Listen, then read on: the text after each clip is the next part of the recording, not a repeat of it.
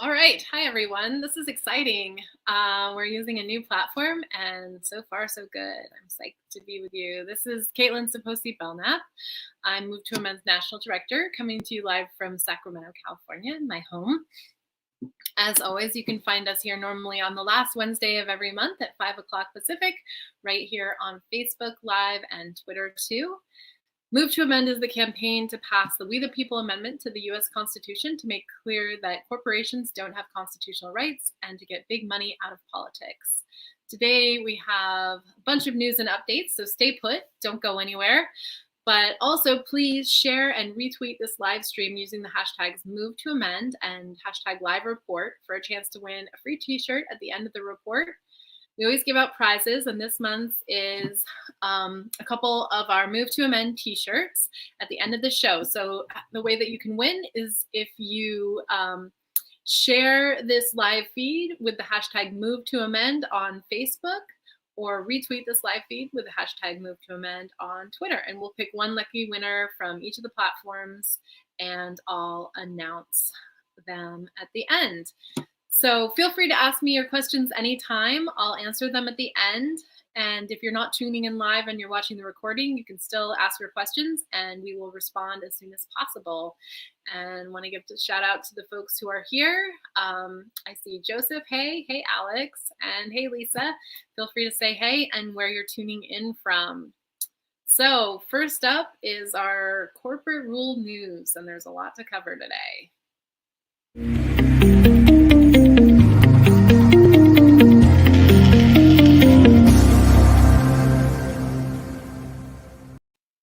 Over the past few months, we've all faced a whole lot of challenges and changes. Everyone at Move to Amend actually ended up being temporarily laid off. So technically, we're working to the extent that we are as volunteers to try and make sure that Move to Amend is still going. So I know that there are many folks out there who are struggling with similar issues around finances, around health. But there is a group of people who are doing just fine, and that would be billionaires and corporations. So this today's corporate rule news is all pandemic related because they have been having a field day, and capitalism never lets a good crisis go to waste. As the coronavirus pandemic sweeps the world, America's 1% have taken profitable advantage of the situation. Some of the richest people in the United States have been at the front of the queue as the government has handed out trillions of dollars to prop up an economy it shuttered amid the coronavirus pandemic. At the same time, the billionaire class has added $308 billion to its wealth in 4 weeks. Even as a record 26 million people lost their jobs. Sometimes I regularly try to just fathom how much 1 billion is, and it's like hard to get your brain around. And then when you think about $308 billion, it's unbelievable. And there are no people who need that much money. According to a new report from the Institute for Policy Studies, a progressive think tank, between March 18th and April 22nd, the wealth of America's plutocrats grew 10.5%.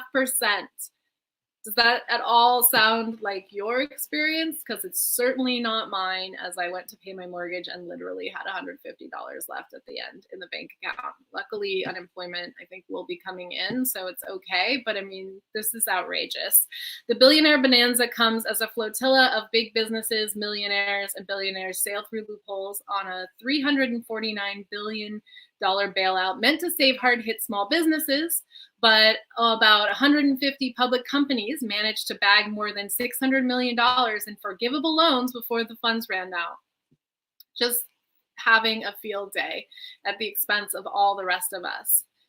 And then there's more, including fossil fuel firms that have ties to the Trump administration. Some companies who have outsized responsibility for worsening the climate crisis will receive small business loans from the federal government.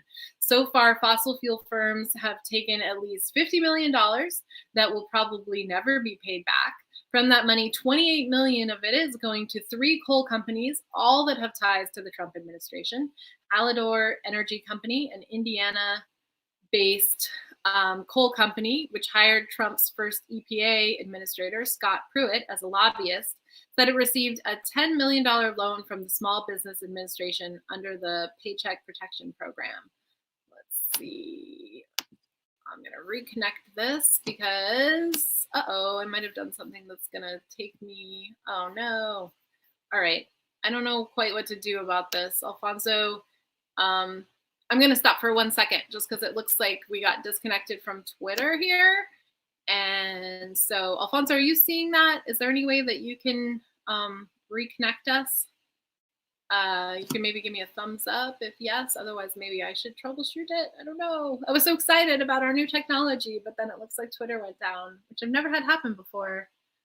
And I'm not seeing, but I can see you, Alfonso. So if you want to like say something, or here, private chat, let me look. Okay. So can you reconnect our Twitter? Sorry, everyone.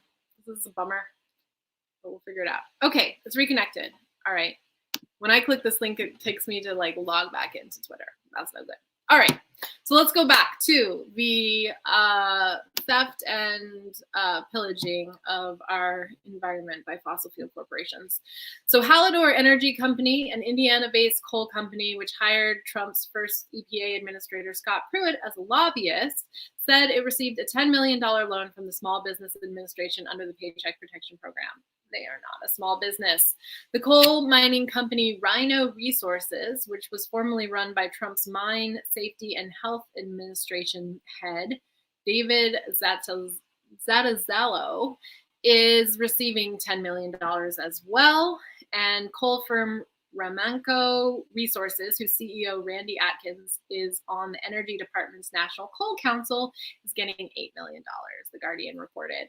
And banks are also doing really well, raking in $10 billion in fees from the government loans, according to an analysis by NPR. Shit makes me so mad. But they're not the only ones who are getting a slice of the pie. Fisher Island, a members-only location off the coast of Miami, where the average income of residents is $2.2 million, and the beaches are made from imported Bahamian sand, received $2 million in aid. Its residents seem to be doing fine even before the bailout. This month, the island purchased thousands of rapid COVID-19 blood test kits for all its residents and workers. Meanwhile, the rest of Florida is struggling. In their state alone, fewer than 8% of applicants received benefits who applied for unemployment. Nationally, more than 70% of jobless Americans did not receive unemployment benefits in March. But that doesn't stop leeches like Betsy DeVos from taking a little more money, the little bit of money that people have these days. The education secretary is being sued by student advocacy organizations for continuing to garnish wages of student borrowers amid the coronavirus pandemic, despite provisions against the practice in Congress's relief package. Wage garnishment for student borrowers allowed the Department of Education to withhold up to 15% of wages from those who owe student debt. The class action lawsuit demands that the department stop doing so and refund any money taken. Obviously, the Department of Education did not comment on the specific litigation and only said that they were committed to processing refunds for those whose wages have been garnished since March 13th, as the CARES Act specifies. Undoubtedly, the coronavirus is exposing this gulf of inequality that exists in this country. While more than half of working class Americans are unemployed, unable to pay their bills, and some even facing the risk of eviction or certain death due to lack of health care, the morbidly rich keep getting richer.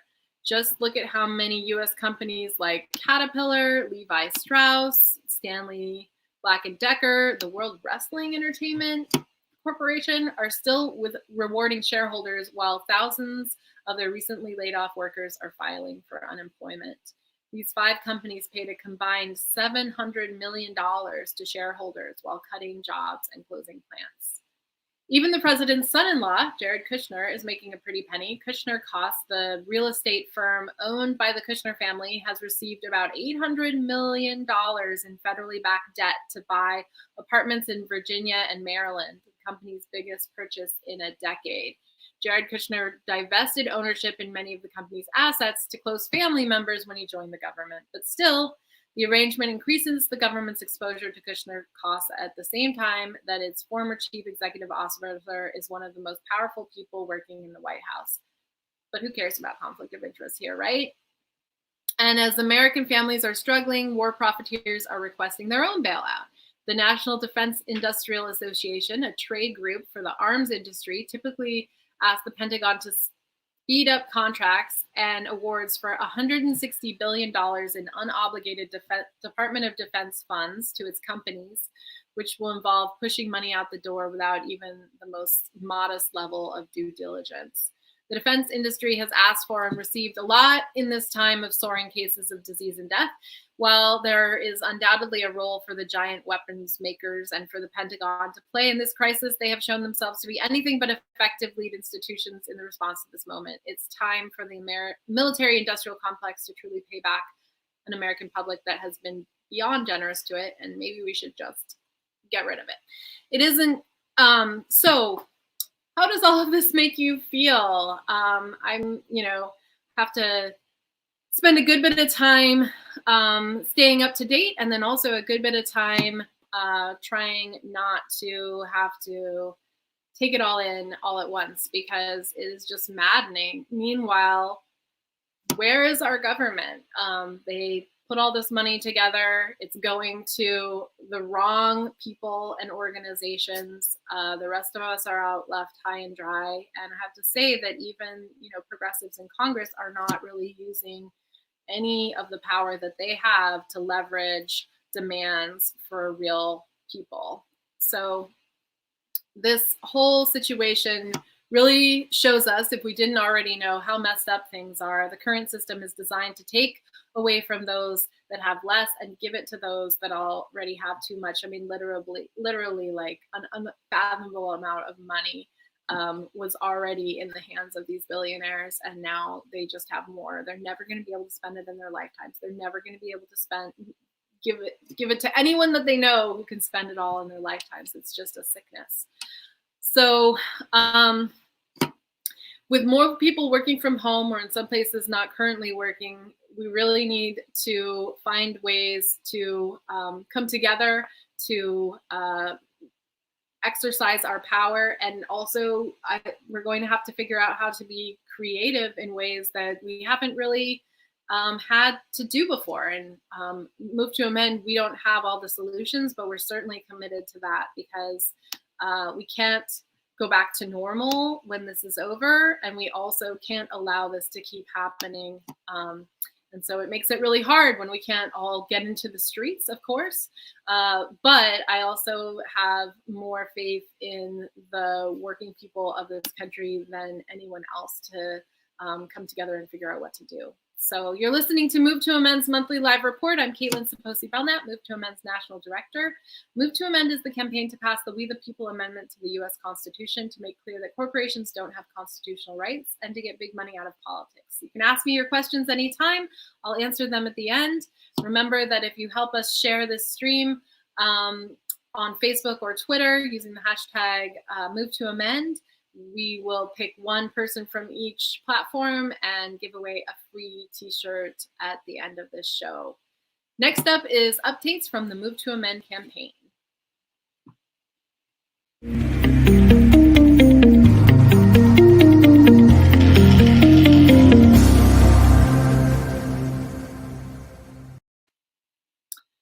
So 134 years of corporate personhood. A lot of people think that corporate constitutional rights, or corporations, were given constitutional rights with the Citizens United decision 10 years ago. But actually, corporations have enjoyed constitutional protections thanks to the Supreme Court for 134 years this month. May 10th marks the 134th anniversary of the Santa Clara County versus Southern Pacific Railroad decision. It was in May 1886 when the U.S. Supreme Court clerk J.C. Bancroft Davis, former president of the Newborough and New York Railway Company, inserted a headnote to the United States reports pertaining to the court's decision in the Santa Clara versus Southern Pacific Railroad Company case. Thus, without a formal court ruling, the simple act set a precedent that has been used to and effectively established that corporations are legal persons entitled to the same constitutional rights as human beings under the 14th Amendment. And we probably all know what followed: 134 years of case law giving corporations constitutional rights beyond the 14th Amendment, so expanding it to include the 4th Amendment, the 5th Amendment, and a number of elements of the First Amendment, to the destruction of our democracy at the hands of greedy corporations. So we need all hands on deck. And as I said to you at the beginning of this broadcast, Move to Amend was definitely hit hard by the pandemic. It is certainly challenging right now for all organizations that are working on systemic long-term solutions, as everyone is in, personal crises, as we are experiencing economic meltdown. And so a lot of our supporters, I know, are struggling, and not only do our hearts go out to you, but we understand. And of course, we know that you need to take care of your family and your friends. And a number of our staff and our members and supporters are involved in mutual aid efforts, which is, civil society taking care of each other, since our government is failing to do that. But if you have extra time on your hands right now, if you're looking to get involved with a cause that is not just about, the immediate problems, but helping to contextualize what is happening right now and understand that this has all been a long time coming, and there's not going to be a quick fix to this. It's not going to work to just remove Trump from the White House. It's not going to work to just reverse the Citizens United decision. We actually need to make it clear that only human beings have constitutional rights. The money is not speech. And then go beyond that and really look at how to make real the promise of democracy in this country, which has never actually effectively been tried. It's either because large segments of our population have been denied their personhood status. We're talking about people of color, women, immigrants, still, felons, or because those with wealth and property, largely through corporations these days, are able to exercise rights above and beyond what individuals can enjoy. So if you want to get involved with us, help tell the story of how it is that we would be in a situation like we are in now, and where to go from here, sign up to volunteer with Move to Amend at movetoamend.org/volunteer. And we do have, our amendment has been introduced in Congress. It's the We the People Amendment. It's House Joint Resolution 48 in the House of Representatives. And we have 73 co-sponsors. Our goal by the end of 2020 is 75. So even though things have really been put on hold in terms of lobbying Congress or advocating to Congress, I was supposed to be in Washington, D.C. right now, actually, this week, having done a legislative briefing to staff aides and a whole trip to try and secure support, and then also move forward our getting our amendment introduced in the Senate. And of course, all of that is not what is happening. And it is pretty challenging to make the case to Congress members right now for an issue that is a more longer term and systemic solution than the immediate crisis that we're in at this moment. But this crisis has been exacerbated and has become the crisis that it is economically, and also environmentally, knowing that climate change has not really slowed up in any way, just because we're focused on other things that's still looming. And so both of those two issues were basically created by the system of corporate capitalism and corporate rule. And so Move to Amend and our amendment and the work that we're trying to do to make democracy real, so that we can actually put in place the solutions that we already have. We don't really need to come up with new solutions to the problems that we face. It's a matter of having the power to implement them.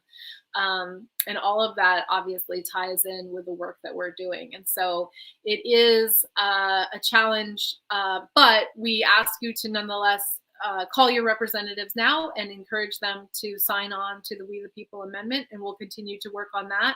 But then we also will focus on these larger questions of how our Constitution could be more democratic in a number of ways, and how it is that corporations and the wealthy not just have more legal access, but how fundamentally we need to shift our whole culture in terms of what we empower, what we reward, and what we prioritize as a society. So a couple opportunities coming up. Yesterday, we had our monthly Take Action webinar on how to hold good Zoom meetings. So our Move to Amend is chapter based, and we have local affiliates all over the country, and our folks are still finding ways to work together, even though they can't come together in person.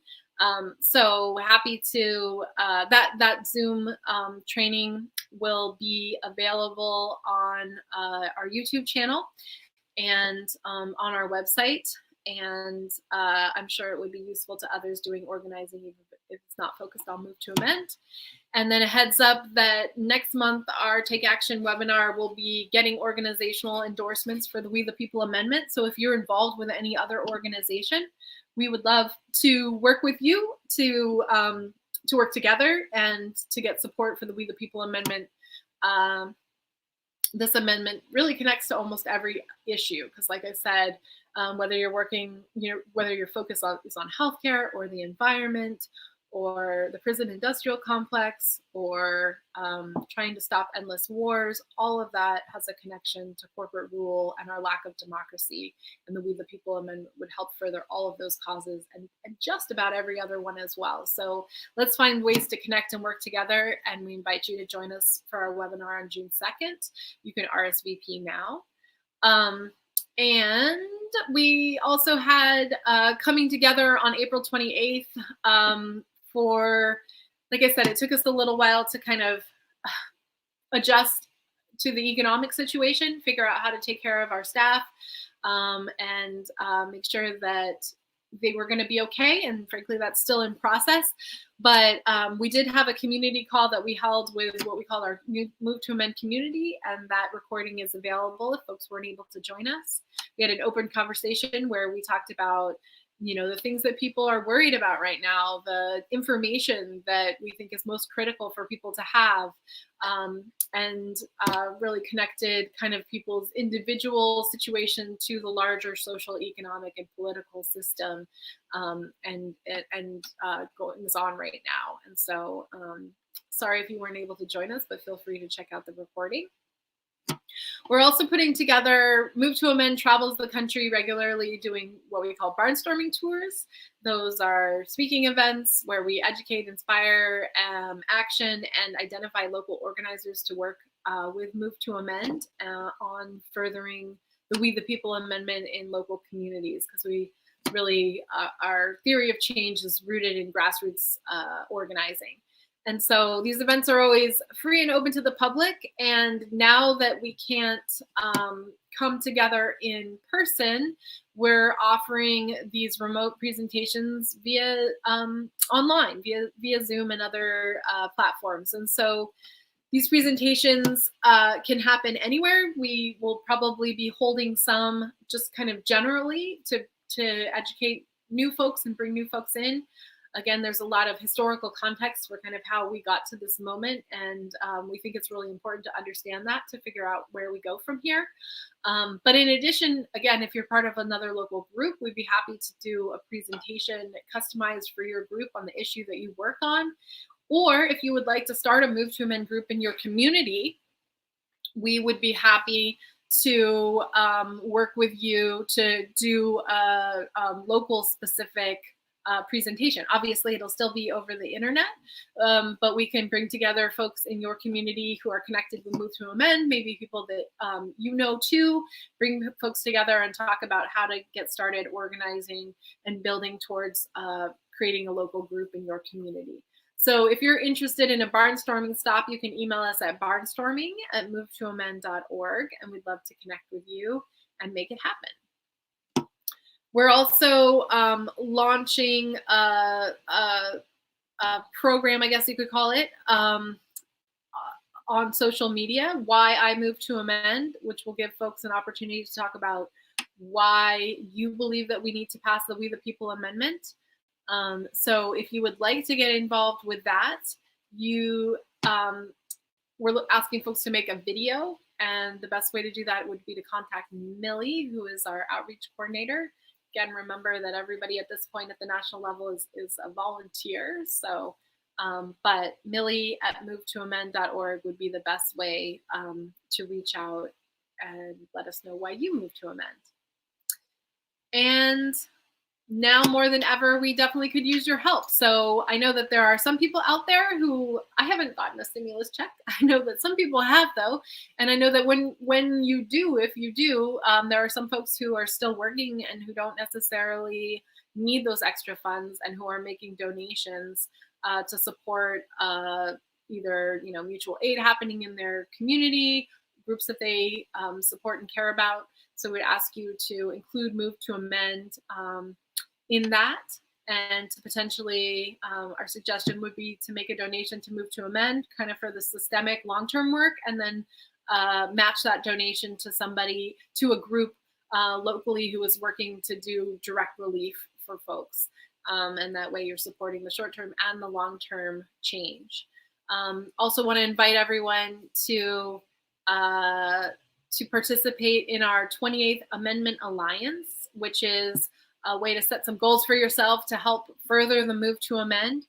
So folks who join the 28th Amendment Alliance will commit to getting 28 new people to sign our motion to amend. And if you haven't yet signed it, you can go to movetoamend.org/motion to do that. That's kind of the best way to plug in initially with us. And then to call your senators and representatives on the 28th of every month, and we'll remind you about that.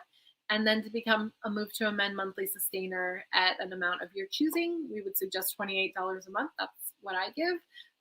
But whatever you can afford, if it's more than 28, that's great. And if it's less, then that's great too. And everyone who signs up for the Amendment Alliance will get a starter kit, which includes a Move to Amend t-shirt, button, postcards, and some stickers. So you can sign up for the Amendment Alliance, and Alfonso will share the link. So, again, you're listening to the Move to Amend Monthly Live Report. I'm Caitlin Saposi-Belknap, Move to Amend's National Director. Move to Amend is the campaign to pass the We the People Amendment to the U.S. Constitution to make clear that corporations don't have constitutional rights and to get big money out of politics. You can ask me your questions anytime. I'll scroll back through the comments and answer them at the end. Remember that you can help us out and win an opportunity and get an opportunity to win a free t-shirt by helping to share this feed. So if you retweet or share this post using the hashtag Move to Amend and invite your friends to join, we'll pick one person who does that from each platform, Facebook and Twitter, and we will send a t-shirt to you to help say thanks. Next up is our dispatch from the Grassroots.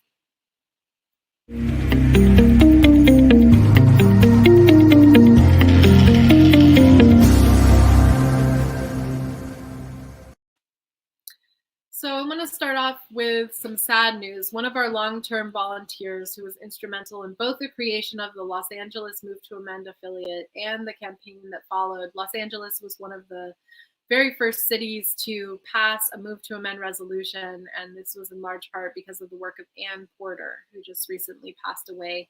Ann was extremely dedicated to fighting corporate power and passing the We the People Amendment, and was with Move to Amend since our founding. Ann helped pass the Move to Amend resolution in the city of Los Angeles and over 80 resolutions through neighborhood councils in the LA area. She was a fierce advocate. She worked with many different organizations, including the Women's International League for Peace and Freedom, and was an abortion rights activist in her youth. She was a creative organizer, a lifelong learner, an extremely dedicated volunteer, and a pillar of community in Los Angeles. And she will be sorely missed for her contribution to the movement, and she will not be forgotten. So please take a moment to remember and send thoughts out for Ann and her family. And if you'd like to give a donation in Ann's name and help the work continue, you can do that at Move to Amend. Thank you so much to Ann for her work. And then there's some good and exciting news in Wisconsin, even though the elections have all been very much up in the air, as we know. And in fact, it was highly questionable that Wisconsin even held an election rather than delaying it. But nonetheless, the people of Wisconsin who did turn out showed up for democracy and for the We the People Amendment. 17 more Wisconsin communities passed resolutions in support of the We the People Amendment at their election last month, bringing the state's total of past referendums to 163, and the national number of resolutions passed to over 820. That's right, 17 communities voted on April 7th by overwhelming margins in favor of resolutions supporting the We the People Amendment that says that only human beings, not corporations, have constitutional rights, and that money is not a form of speech, and therefore limits on campaign contributions are not a violation of the First Amendment. Shout out to the folks at Wisconsin United to Amend for their work on those resolutions that just passed and the ones that they've been working on for many years. And also a shout out to Ohio Move to Amend for their local affiliates that came together virtually for their 8th annual gathering of their state network last month. Special thanks to the Reverend Donna Moore from the Poor People's Campaign, who was a speaker there, and a big thanks to all the tireless work of the grassroots leaders from Cincinnati, Cleveland, Central Ohio, Greater Dayton, Miami County, Toledo, and all over the state of Ohio over the last 10 years. We really appreciate all that you do, and love following your leadership as one of our most active and effective state chapters. So that's it for the campaign updates. Frankly, the coronavirus, like I said, has put a bit of a damper in terms of the direct Move to Amend work on getting Congress to focus on the We the People Amendment, but we will continue on. And there's a number of ways that we will do that, including the barnstorming tours that we'll be now doing virtually. We are working on our movement education program, which is a program that we initially created to help our affiliates, which is what we call our chapters, create intentional culture around privilege and oppression, understanding how these things play out in our ability to work effectively together and to build relationships, and also to build organizations that are rooted in local democracy and empowerment and trust. And so that was created at this point now many years ago and has been through several different iterations as sort of an internal resource at Move to Amend. But we've been hearing from numerous national organizations and local organizations that they're struggling with kind of similar things that our movement education program is meant to help groups do more effectively. And so we're looking to create a version of it that is less Move to Amend specific and would be more relevant and adaptable by others. And so you can stay tuned for that. We also are will continue to work with our co-sponsors in Congress to support the We the People Amendment and find new ones and make the connections, as I was talking about earlier. And then, frankly, turning some of our attention towards demanding a people's bailout, because we are way overdue in some relief here. And as I talked about in the corporate rule section, it really does show that our government is capable of solving problems. It's just that, it is unwilling. There's not the political will to direct those resources in the right way to the right people. And so it'll be up to us to make sure that justice is served over that and that stops. And so we need to demand that our friends and champions who are in Congress actually act like leaders on that, and that anybody who doesn't is exposed. We also will continue to work on our Pledge to Amend campaign as we continue on towards the November election. Pledge to Amend is a campaign that we run every election year. It's asking candidates who are running for office, who are seeking people's vote to state their position on the We the People Amendment. Of course, congressional candidates are included, but the matter is relevant for local and state politicians and candidates as well. And so you can help with that by asking folks who are running for office in your community, in your state, who you will be deciding whether or not to vote for, that letting them know that the pledge to amend is one of the things that you look at to decide how to vote. So you can find more information on our website at movetoamend.org/pledge-amend. And speaking of our website, we do have a new website that has been a long time coming in some ways.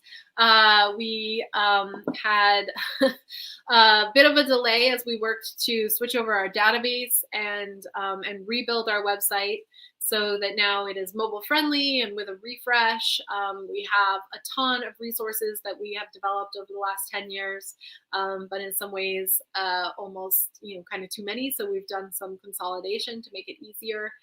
There's still some pieces of the website that we're working to finish up. And again, with our national team working as volunteers now, that's resulted in some delay, so we kind of decided to do it in pieces. But you can check it out at movetoamend.org and let us know what you think. And we also have a new database, so some of you, I hope, are here because you got our email right before we went live. And frankly, we were having some trouble with the system that we were using. Our emails were not getting through, so it might have been a little while since you've heard from us. So apologies for that. But we've been here all along, and we're glad to be able to talk to you and let you know about it all more effectively. So please feel free to let us know what you think. And so those are the main things that we'll be focusing on. Our next broadcast will be on May 27th. Same time as always. Let me scroll back through here and see what we've got in terms of questions. If you have any questions for me, please go ahead and ask them. And again, if you're tuning into the report and you're not live, you can still ask your questions and we will answer them as soon as we get a chance. So let's see here. I just want to make sure I'm not missing anything. And then Alfonso will let me know who the winners of the t-shirts are as well. Let's see, what's the latest state of the effort to get a companion to HJR 48 filed in the Senate? Question from David. Fix this light. So we haven't been able to get any update on the Senate side of things. Congress hasn't really been in session. They're back in session. Well, the Senate is coming back into session, but obviously they're focused on the next coronavirus relief package, or we'll see what it is. And so we don't have I don't have an answer on that. And I'm hopeful that over the next couple weeks that we can kind of get a timeline for when this might come back to be something. In the meantime, you can definitely contact your senators. I know that folks in Massachusetts are doing that. I know that folks in Oregon are doing that. And so, you as constituents are in a good position to say, this is still a priority for me. And I would like to know where you stand on this. It's a little bit harder for us on the national side of things because the response that we're getting from staff is like, I will put this in front of my boss after everything related to the coronavirus, which means it's lower on the list than ever before. And so if we want to continue to have this be something that isn't at the very bottom of the list, that's going to require constituent pressure. All right, let's see what else we got here.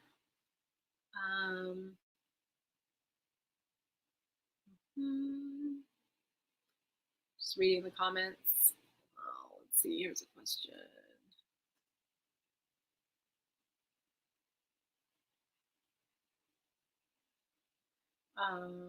No, those are all just comments. I'm glad to see you guys talking to each other. That's great. Can you get questions about the amendment in as many political debates as possible this year? That's a great thing for folks to do at the state level and local level especially. One of the things that folks can do is reach out to like League of Women Voters and folks who are actually holding local debates and try and help make sure that they know about this issue and include questions. Obviously, especially congressional candidates, but like I said, this is something that is relevant at the local level as well. So it would be a good thing to kind of plug in with Pledge to Amend. So if you want to help us do that, get in touch and we can work together to try and figure out in your community what the opportunities are. Let's see, Scott asks, have you spoken with Justice Democrats about getting this issue in front of their congressional candidates? We have tried to reach out to Justice Democrats. So far that hasn't officially become part of their plank. Brand New Congress, this is something, the Pledge to Amend is something that Brand New Congress, which is this organization that's kind of similar to Justice Democrats. I have to say I've been kind of disappointed to see that Justice Democrats has started a new super PAC this week. So still kind of looking into what the implications of that are. But that isn't really in line at all with, Move to Amend's mission and agenda. So that's a concern that we have, kind of the direction that they seem to be headed in. But I would encourage folks to check out Brand New Congress and their candidates, and they are asking everyone to take the pledge, and a number of their candidates have done so. Let's see. That looks like all the questions I can see. I will say that occasionally this platform, which I've used not for Move to Amend reports yet, but for some other things, skips over some comments. And so if we missed your question, we will get to it in writing. And apologies if I somehow missed it. But those are all the questions I'm seeing, and those are all the ones Alfonso sent me as well. I'm sorry, Alfonso, I didn't realize you had already done the work to comb through and get me questions. So we're fine-tuning our process a little bit here. But I hope you like this new platform. It makes it a lot easier for us to do it, and hopefully we will, we've had some technical delays, so this is kind of what we're trying out to address them. So I want to announce the winners. Rick Resisted is our Twitter winner, and Angel Torres or Angel Torres is our winner on Facebook. So congratulations and thank you. You can send us a DM and let us know the size of the shirt that you would want and your mailing address, and we will get the small business that makes them, that is still open right now, to ship them to you directly. So no need to worry about coronavirus contamination. Lastly, I just want to make one more pitch. If you're in a position to make a donation to Move to Amend to support us right now, we really could use it. We still have costs associated with rebuilding our website, and we want to keep going and not let this set us back. So we want to get our staff back to work, and your support makes all the difference to that. So if you're in a position to be a monthly sustainer, that is the very best way. That's the way that all of us who are, working folks, low-income folks, can contribute a little bit, and it all adds up and makes it possible for us to pay the bills and to keep things going strong. If you ever have any questions for us, you can contact us at movetoamend.org/contact or email info@movetoamend.org. And I want to give a shout out and thanks to Alfonso for helping to do this broadcast with me as always. And I am going to leave you with our hell yeah moment. This is two local commissioners in Florida, and I wish that the commissioner on the left, the man, I wish that more of our leaders were willing to show the kind of leadership and to say to say things bluntly and plainly as needed, because we have a lot of BS going on from our elected officials right now, and it's intolerable. And I appreciate his lack of patience and his willingness to fight on behalf of the people in his community when their town decided to shut off people's power right as the first, I think it was like April 1st. So as bills were due after the first month of the coronavirus, and this was his response. So this is your hell yeah moment, give you some information. And with that, we'll close out. Thanks so much for being here. I hope you guys will come back and join me again on May 27th. And in the meantime, thanks for your support and stay safe.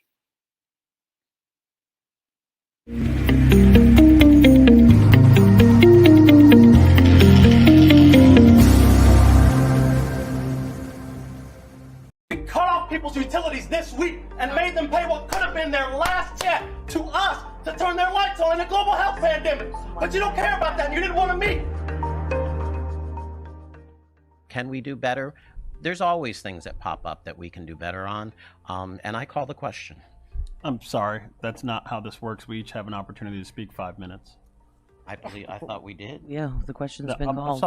I'm sorry. And that's not how calling the question works. You need a second and you need to vote on it. Then I have a second for calling the question. So are you telling me that you're going to keep me from talking right now? You've talked all evening.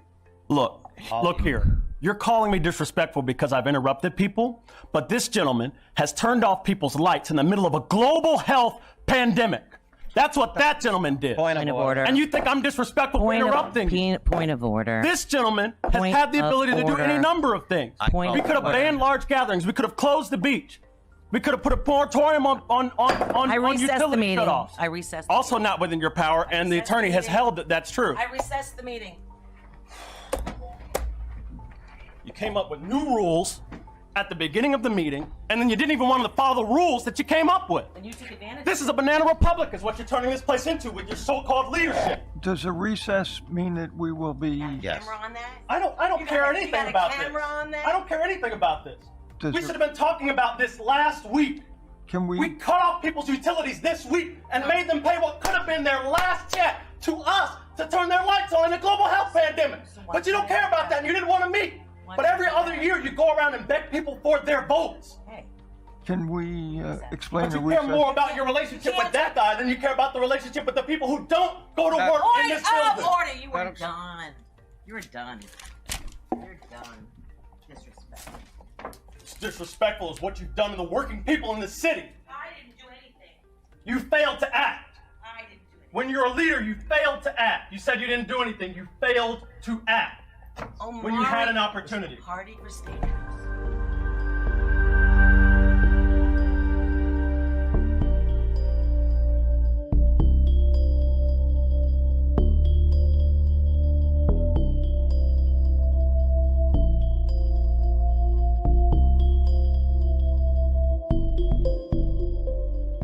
I'm calling on you to provide strong leadership in this time of public health emergency.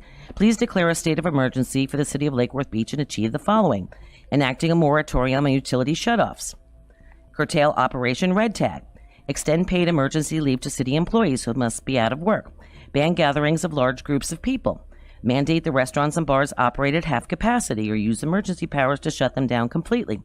Reach out to the health department and ICE about protections for undocumented residents who may test positive for the disease. The time for astute, informed, bold action was really a week ago already. Please halt all utility and code fines and evictions. We have a global crisis. All people need assurance that their housing and utilities and food sources are secure, and your delayed response is as best shameful as worse, perhaps fatal for some. I think it's unconscionable to be penalizing residents by shutting off their utilities. Everyone should have access to power and water to ensure that they can stay healthy and safe. Corporations are not people, too. Money is not speech. Man, in fact, it's the root of all right. Now, we have the right to be free. Corporations are not people, too. Money is not speech. Man, in fact, it's the root of all right. Now, never defend your democracy. Have you recently read the Constitution? There seems to be some type of confusion. I thought it said the people were the institution and not the corporations that simply want to use them. The truth is currently a fusion of corporate loot and our government that is outright abusive. People need change. The state, it refuses. They're saying we're mistaken. Well, show us where the proof is. They control the media, movies, and the music, and determine where supplies of the water and food live. We need a strategy. Here is a solution. Build a movement to give our rulers improvements.